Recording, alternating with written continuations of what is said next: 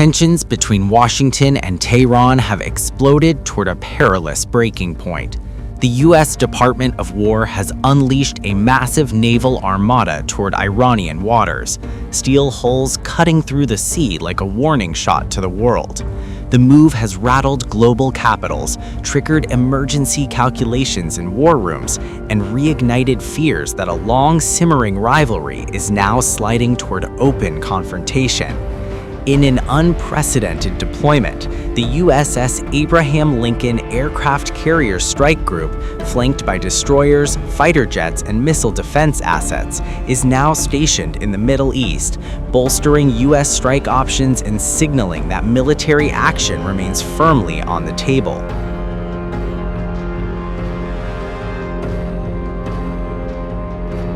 In a revealing interview with Axios, U.S. President Donald Trump confirmed that he has dispatched what he called a big armada of U.S. naval power toward Iran, a force he says is even bigger than the armada previously deployed off Venezuela, underscoring Washington's readiness to act if necessary.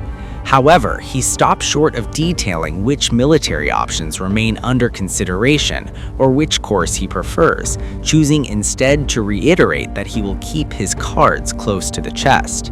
Despite the massive show of force, Mr. Trump insisted that he believes Iran genuinely wants to negotiate, claiming in the interview that Tehran has called on numerous occasions, seeking dialogue and a deal to de-escalate the crisis. We're watching Iran. You know, we have a lot of ships going that direction, just in case. We have a big flotilla going in that direction, and we'll see what happens. It's a big force. We have a big force going toward Iran. I'd rather not see anything happen, but we're watching them very closely. I stopped 837 hangings on Thursday. They would have been dead. Every one of them would have been hung. This is like from 1,000 years ago. This is an ancient culture. Very smart people, by the way, but it's an ancient culture. 837, mostly young men, were going to be hung on Thursday. And I said, if you hang those people, you're going to be hit harder than you've ever been hit. It'll make what we did to your Iran nuclear look like peanuts. And an hour before this horrible thing was going to take place, they canceled it. And they actually said they canceled it. They didn't postpone it, they canceled it. So that was a good sign. But we have an armada. We have a massive fleet heading in that direction. And maybe we won't have to use it. We'll see. The carrier and accompanying warships arrived amid rising tension over weeks of harsh crackdowns on anti-government protests in Iran, where rights groups say thousands have been killed in violent unrest.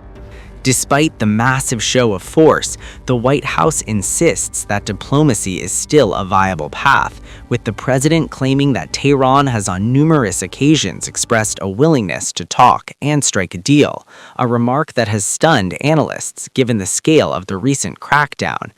White House aides say internal deliberations continue, with some officials pressing for a demonstration of force to enforce Washington's declared red lines, and others warning against the risks of escalating into a full-blown conflict. What I will say with respect to Iran is that the president and his team have communicated to the Iranian regime that if the killing continues, there will be grave consequences, and the president received a message, as he revealed to all of you and the whole world yesterday, that the killing and the executions will stop. And the president understands today that 800 executions that were scheduled and supposed to take place yesterday were halted. And so the president and his team are closely monitoring this situation, and all options remain on the table for the president. But Mr. Trump's critics say the deployment has sent a mixed message. The very presence of a big armada near Iran has already rattled Tehran and Wall Street alike, where stock markets have tumbled on fears of regional war.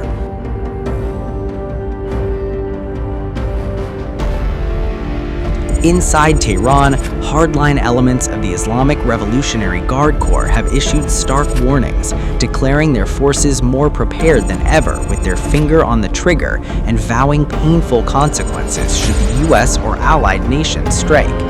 Iranian officials have further stressed that any attack would be treated as an all-out war, a declaration that has reverberated throughout the Middle East and prompted neighboring states to urge caution.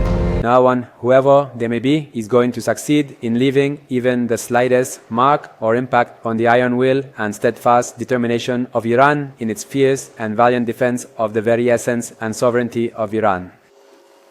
We possess both the will and the complete capability to defend Iran, relying on the unwavering support of our people and the extensive experience we have gained over these past decades.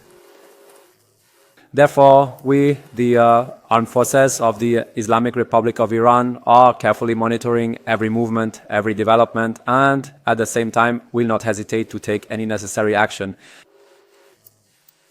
They don't spend a second enhancing their capabilities to protect Iran's national sovereignty, national honor, and national security. I should also mention this point that the deployment of forces into our region and also a serious threat.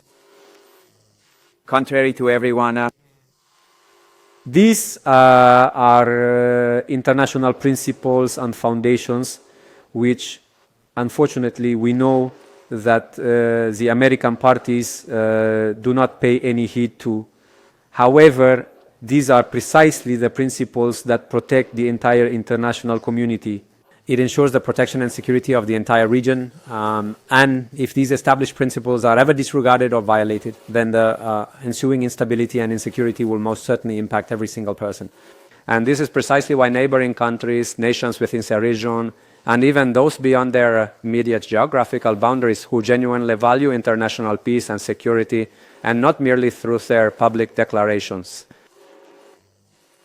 they are making a concerted effort to ensure that no party involved commits a significant strategic miscalculation. The United States policy with respect to the human rights issue is entirely a hypocritical and deceptive approach.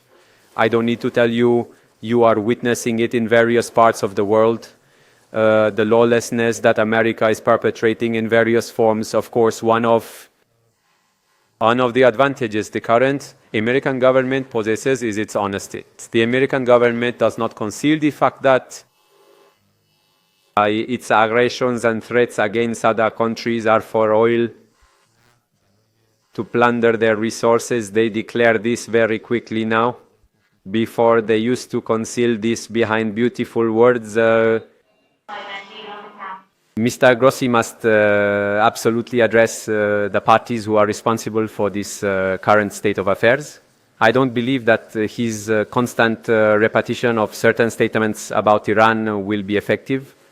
As a member of the agency, we are in continuous contact with both the agency's officials and the agency itself. This is also facilitated through our representation in Vienna. State media in Tehran has simultaneously unleashed provocative imagery and rhetoric meant to underscore resolve and national defiance, projecting scenes of devastation should the confrontation escalate.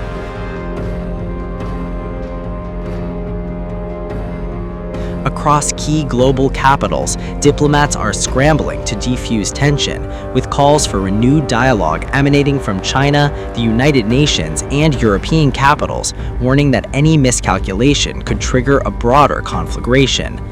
The only way out of this frightening escalation is through dialogue based on the human rights of all Iranians.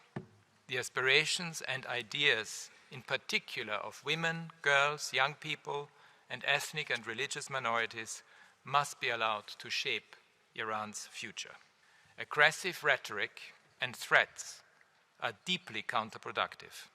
Accountability for human rights violations cannot be achieved by military force coming from inside or outside Iran. It is imperative to reduce tensions across the region. But as warships loom in the Gulf and rhetoric intensifies on both sides, the world watches with growing alarm, unsure whether this historic standoff will be diffused through negotiation or plunge the region into open conflict.